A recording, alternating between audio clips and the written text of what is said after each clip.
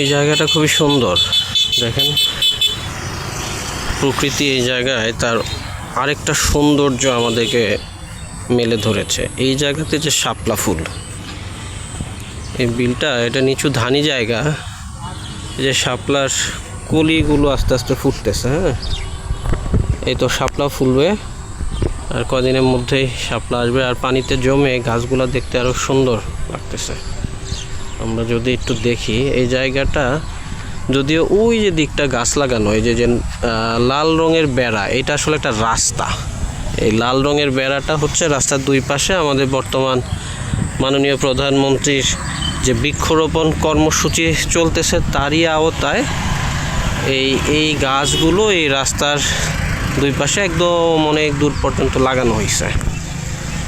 আর বাকি এখানে যে মেহগনি গাছ, এখানে পানি জমছে, এখানে যে চায়ের দোকান, ভালো। এই জায়গাটায় বিকালে আসলে একটা সুন্দর বাতাস পাওয়া যাবে, সুন্দর একটা অনুভূতি পাওয়া যায়। বসে বিকালে চা খাওয়ার মতো একটা চমৎকার জায়গা।